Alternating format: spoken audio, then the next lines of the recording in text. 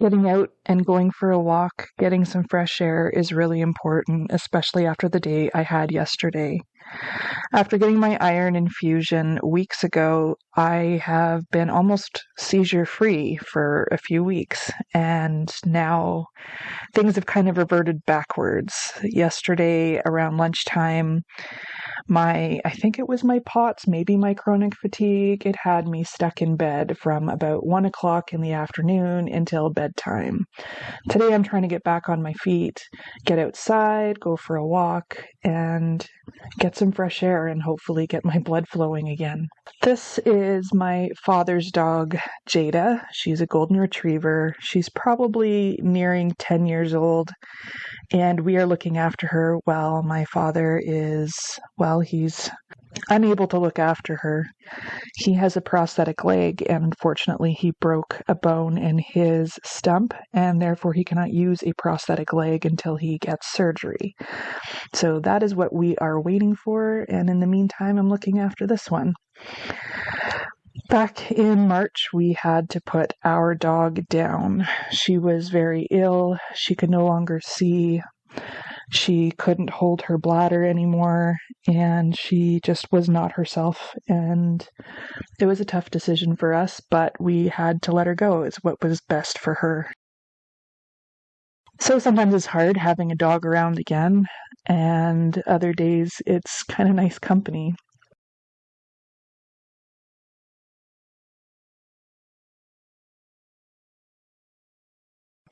So the walk was nice, and we got to see a little bit of wildlife. This is my garden, and I am not well enough to weed it. Maybe one day soon I can get to that.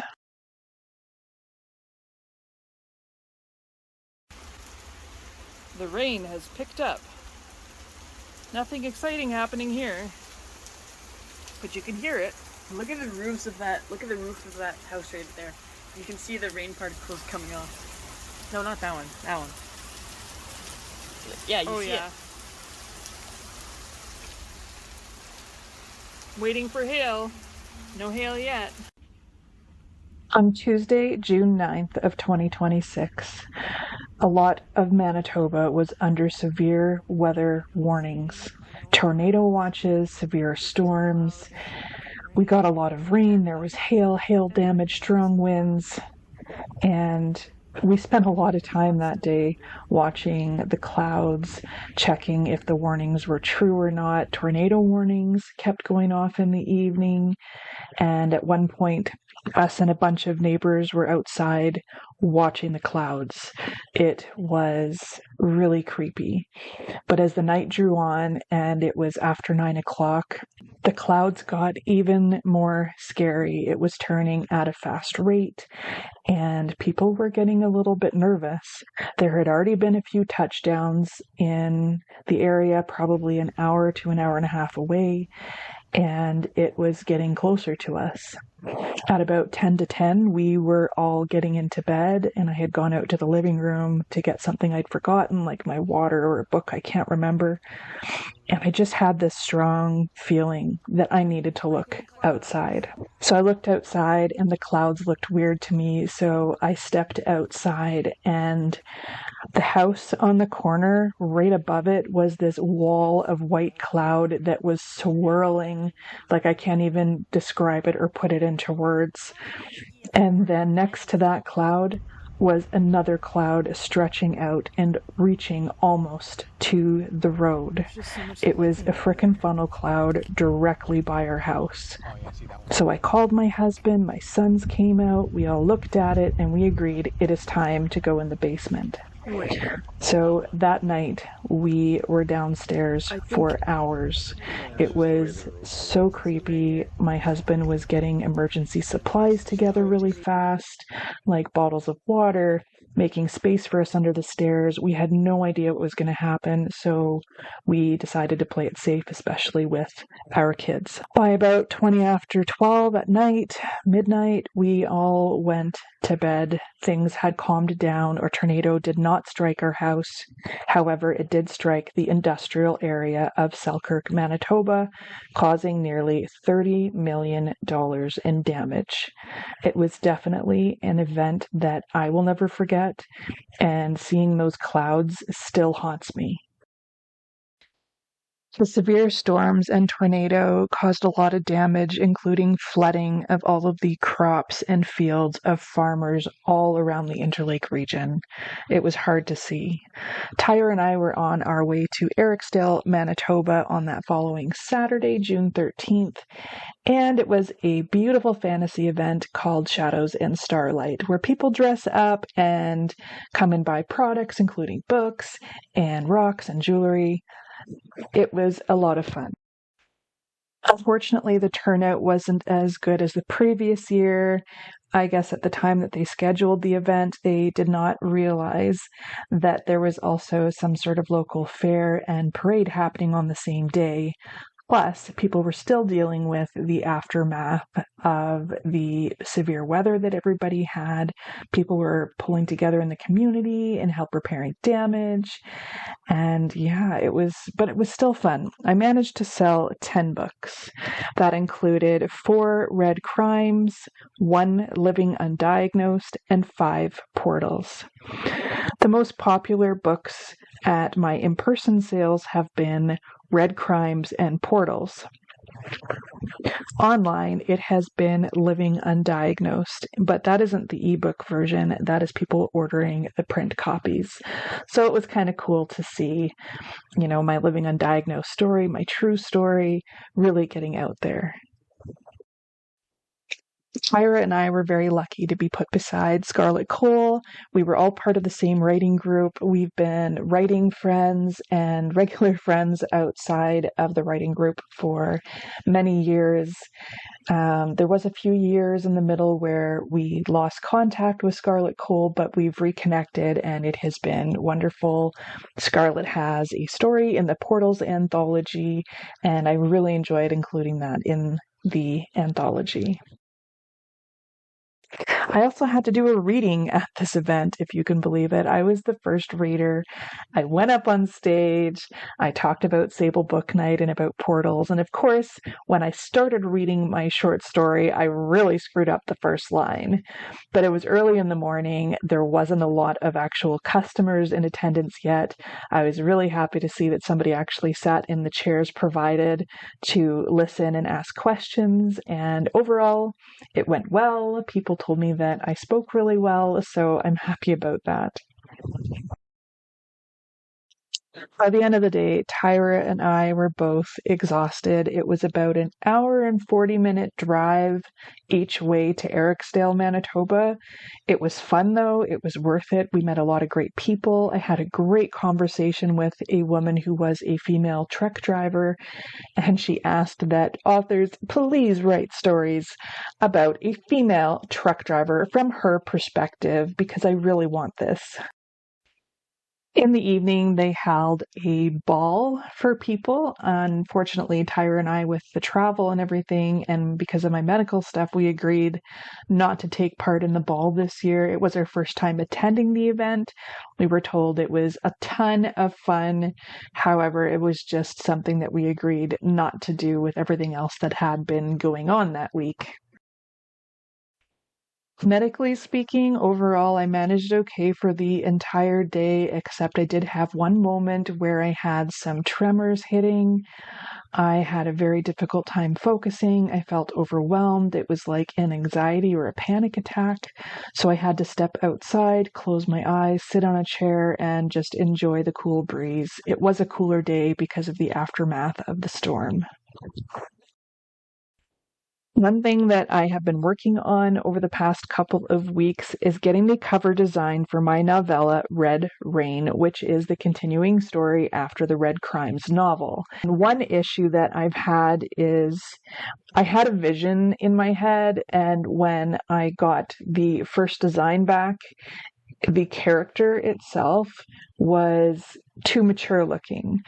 The second cover design I got back was just the wrong nationality of the character. And so I went for a third and finally a fourth attempt. I had some suggestions from my friends Tyra and Scarlett Cole. And finally, I got to that version of the cover that I was happy with, or at the very least, okay with. So now it's time to wait for the final files, and then I can move on to the publication process and planning the launch. By now, I probably should have already planned the launch. Unfortunately, there's just been too much going on, and I need to wait to see when we're going camping and some other dates falling into place before I can settle on an official launch date. So I'm really excited to share the cover with you. Once I get those final files back, I will release that for you. The cover designer was GetCovers. I've talked about them before. They are so great. They were so patient with me. I was being extra picky, which I guess I have the right to be, being the author of the book.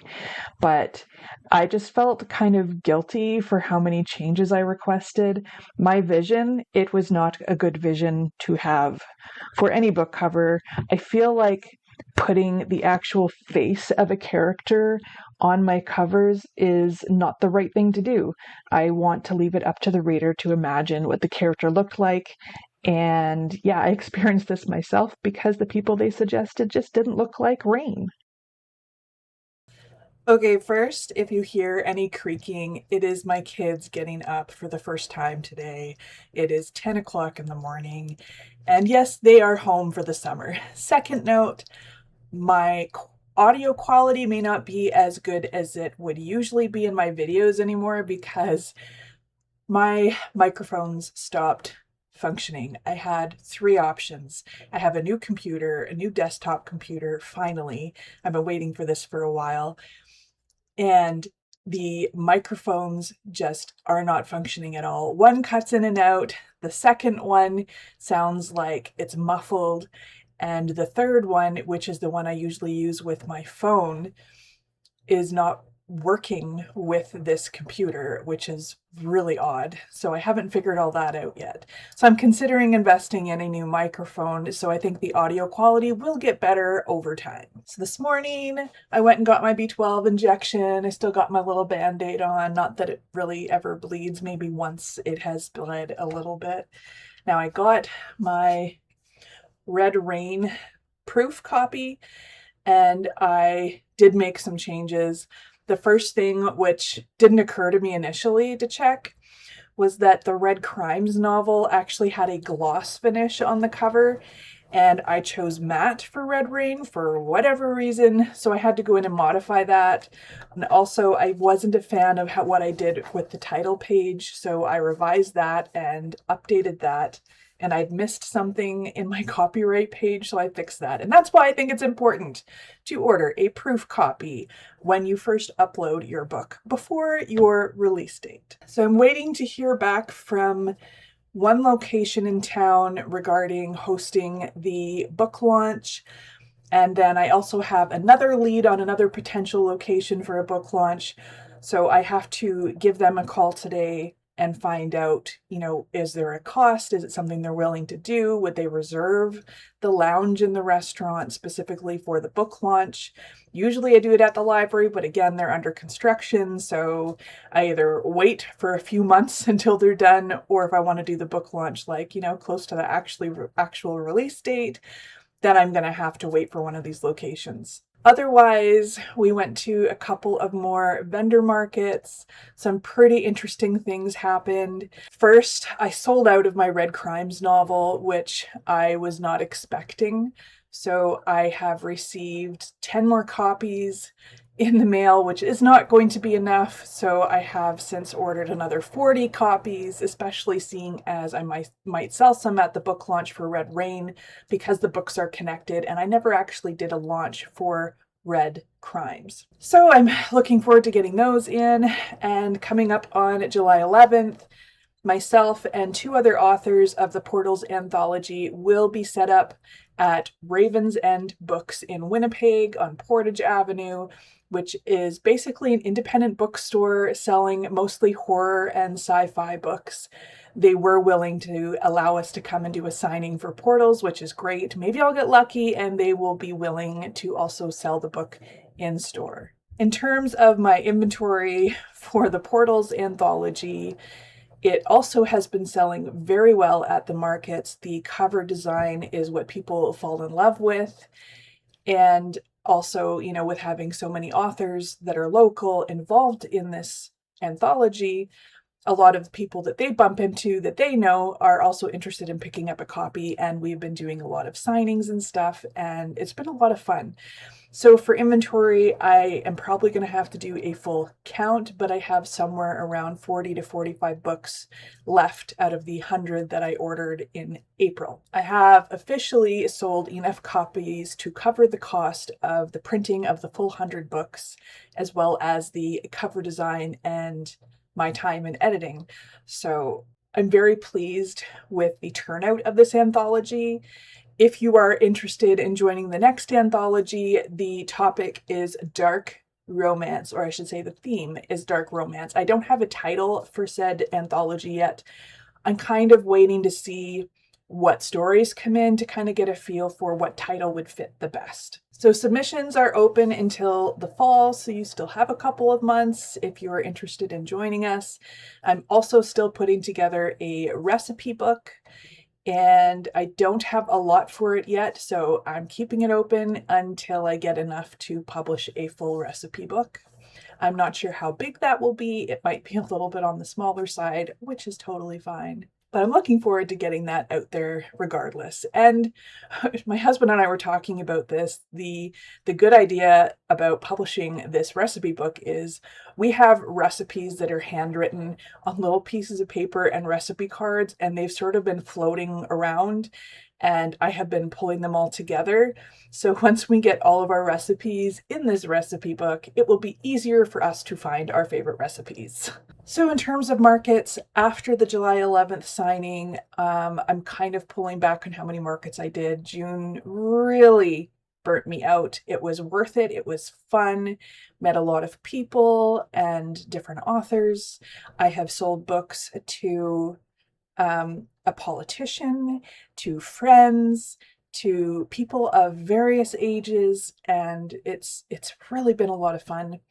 But it does burn me out, and I'm sure Tyra feels the same way. We've both been pretty tired, especially waking up and leaving at 7 a.m. on Canada Day to go to yet another market. So the next market we have is August 8th in Steinbach, Manitoba, which is about an hour-ish or so away from here. And then we also have one in town close to home on September 19th, 2 in October, 1 in November, I believe, and 1 in December. I don't want to overdo it. So I have a friend who is also a self-published author who handles web design and such. So I have asked her to help me with my website. So I am hiring her. I'm going to pay her for this to help me fix up my website. I put in a new theme. I'm having issues. I am self-taught when it comes to website building and using WordPress. I have experience with code, but I'm talking VBA in Microsoft Excel.